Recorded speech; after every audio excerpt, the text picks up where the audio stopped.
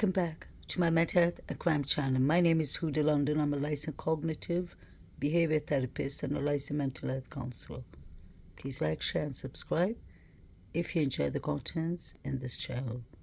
I'd like to thank all my subscribers, viewers, and I'd like to give a big shout out to Outcast and Bianca. They both have channels.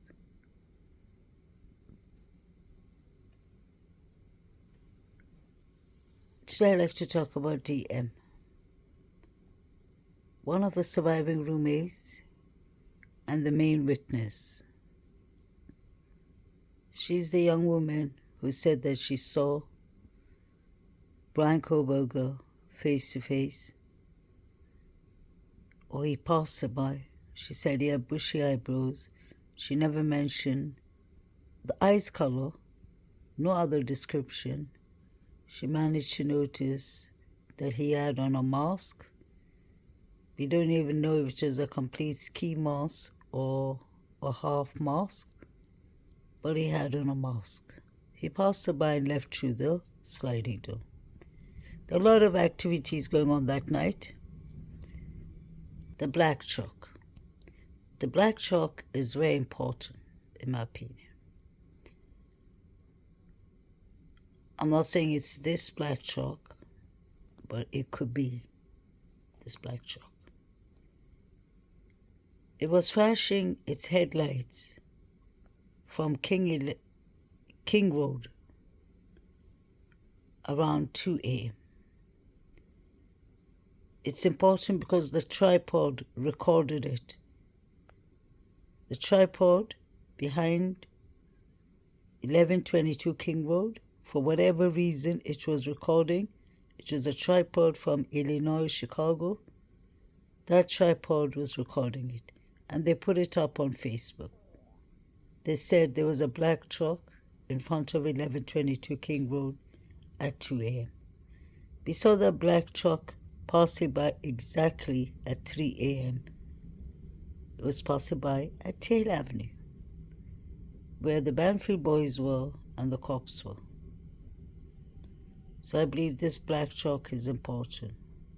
It could have been carrying people, could have been carrying items, could have been carrying anything. DM, his stepmother allegedly has a black truck like this. You can see her with the keys in her hand.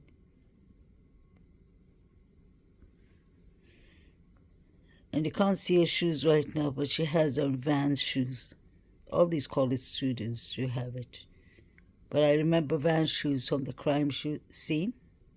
The design, diamond-shaped design of the latent print. One of the Banfield boys, two of the Banfield boys had it on. Saeed is one of them, and Taylor is the other. This black truck could have been DM's boyfriend, Quinn Kelly, his father's black truck. I wonder if this is the black truck Enan Hush was talking about. He said he saw a beautiful SUV, tinted windows, but he wasn't sure if it was an SUV. It could have been a truck easily. It does look like the same truck, in my opinion, although the picture is blurry. But the timeline is important. This black truck was driving around Tail Avenue and King Road. While I was searching for black trucks a year ago, I came across this picture from the mainstream news. This is Murphy and allegedly Jack Decor. It's written down there even. Although the hair color surprises me a bit. I remember in the beginning there was a lot of discussion about why Jack D changed his hair color. This is like 10 days, I believe, after the unalivings. This is on November 22nd, 2022. But what I'm trying to get to is the black truck he's getting off. That's a black truck too. I'm just trying to search for any black trucks that anyone was driving. It doesn't mean that the person is a suspect. It just means I'm searching for a black truck. And DM is very close to this case. And I've seen her with photos of that black truck. The one I just showed you. Jack Decor, whether we like it or not, is Kaylee's ex. So Jack Decor shouldn't be treated more special than anyone. The reason we ask questions about Jack Decor is because it is true he was the last person to be cleared out. It has a lot to say. The G family did not trust him in the beginning. We all saw the looks they were giving him on stage. Kaylee's mother clearly said, when she got the message from a family cousin or friend in Idaho that there was a party and Kaylee's been shot, she said, if that happened, Maddie would have told me. She said, I kept on calling. Maddie didn't pick up. Then I said, that would have happened. Maddie or Jack would have called me. Why didn't Jack call Kaylee's mother, Maddie's mother, anyone in the family? Why didn't he call them? Pay attention. Jake called Maddie's mother. And he said, Kevin, have you heard anything about what's going on in Idaho? Put on the news. 4 people, there's been a homicide at Maddie's house. So Jake lives in Boise, Idaho. He doesn't live in Moscow. He wasn't even there. But Jack Decor, Adam Lauder, and Jack Showalter were one of the last 3 people to see Maddie and Kayla alive. So it is important to ask questions.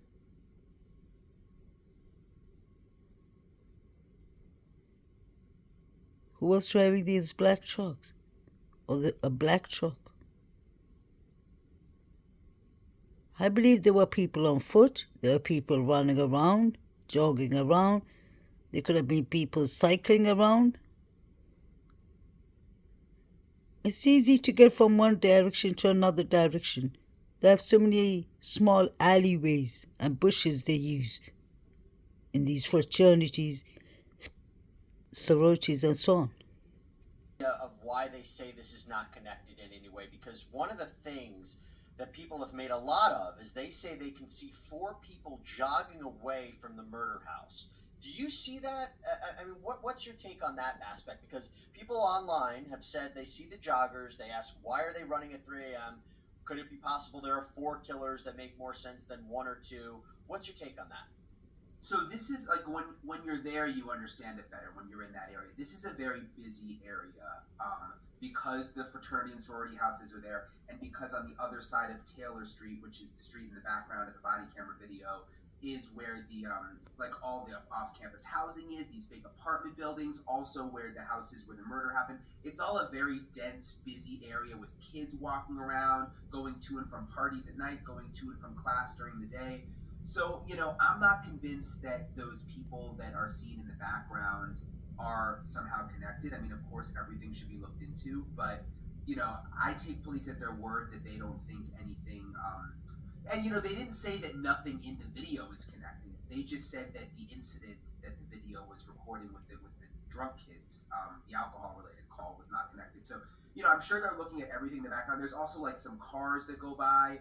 At first, they released the info about the Hyundai Elantra they're looking for. My thought was perhaps they saw that in the body cam video. We went through it frame by frame. You can't really identify a Hyundai Elantra in the video, and then they later said that that's not where they came up with this car that they're looking for. So I think it's more a strange coincidence that this video was taken right around the time that the murders happened, but it doesn't seem like it's at all connected. In my humble opinion,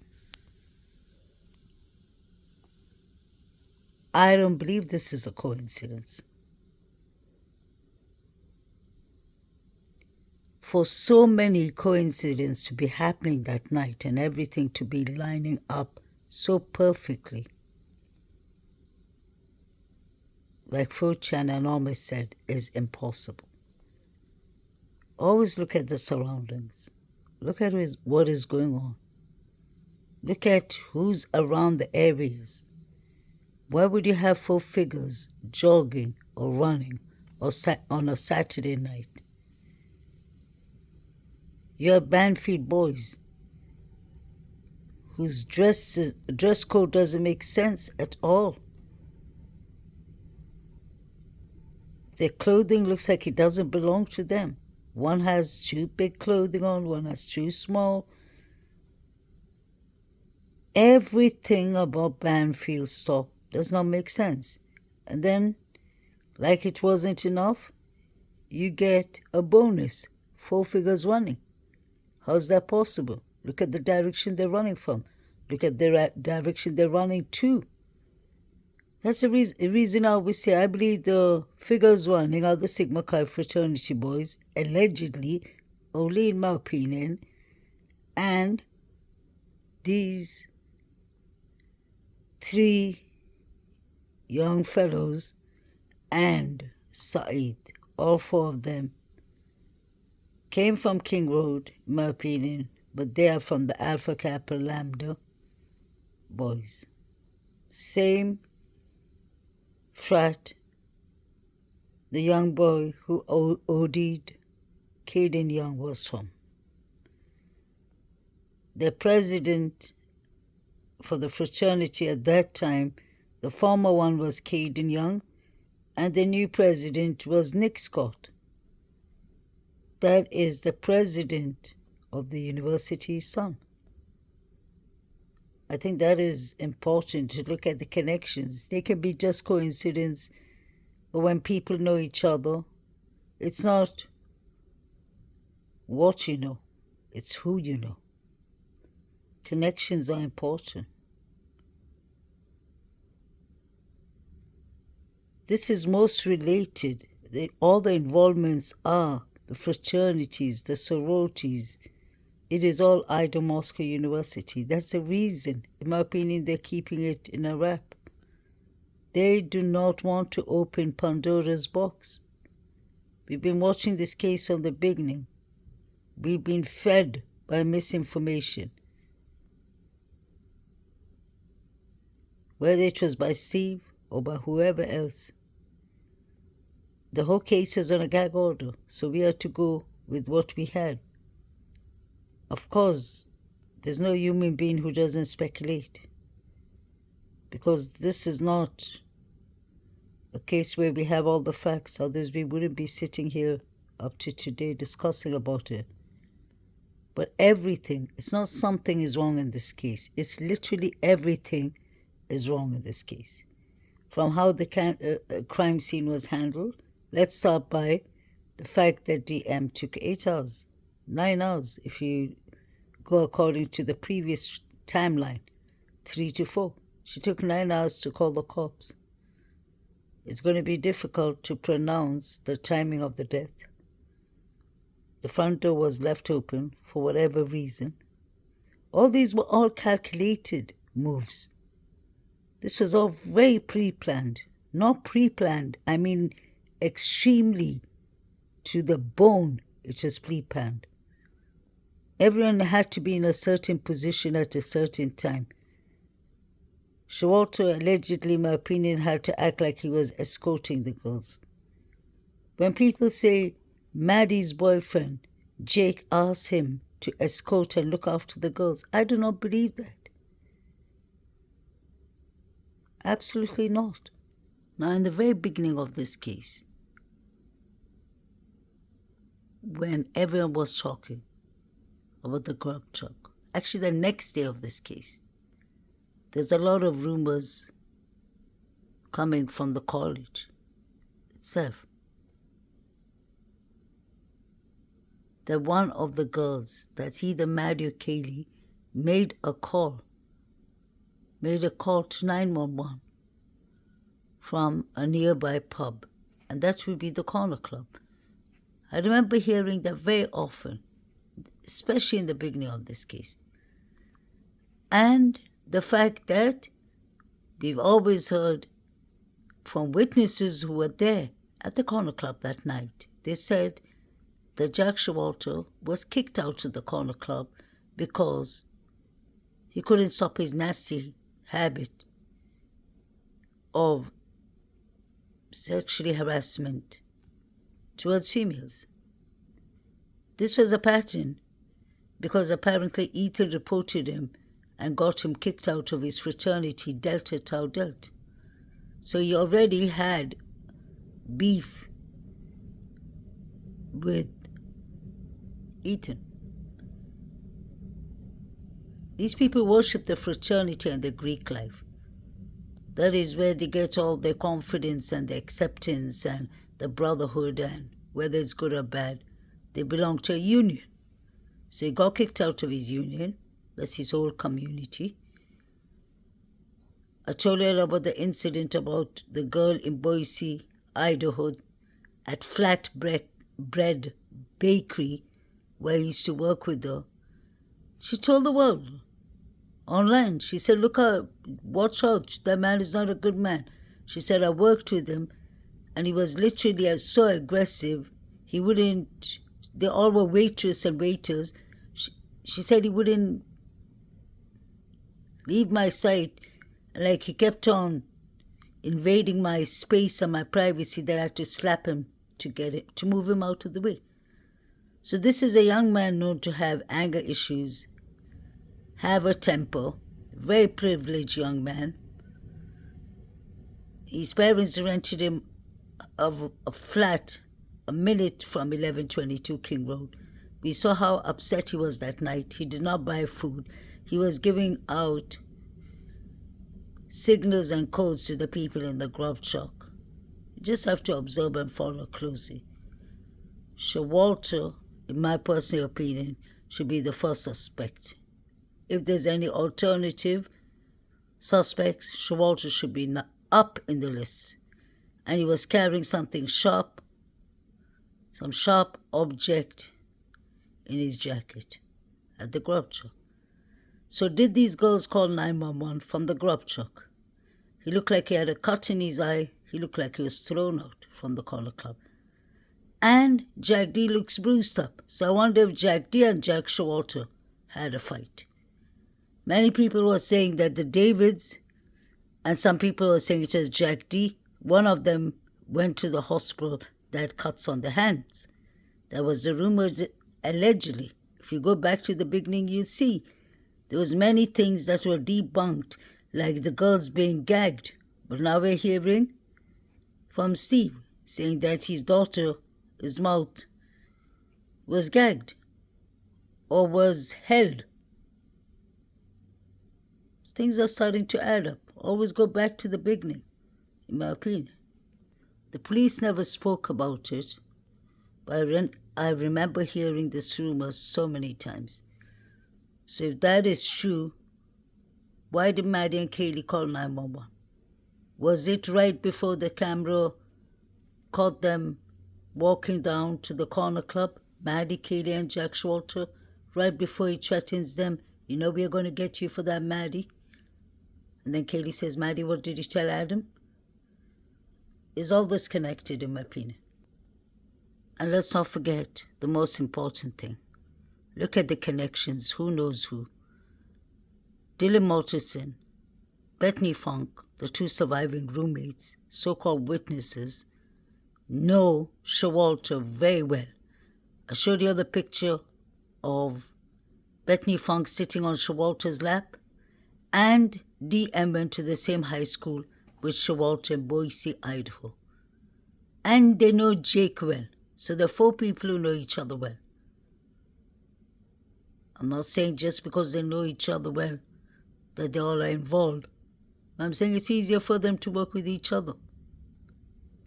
Showalter's busy standing at the grub truck, sending text messages, sending signals around, looking around.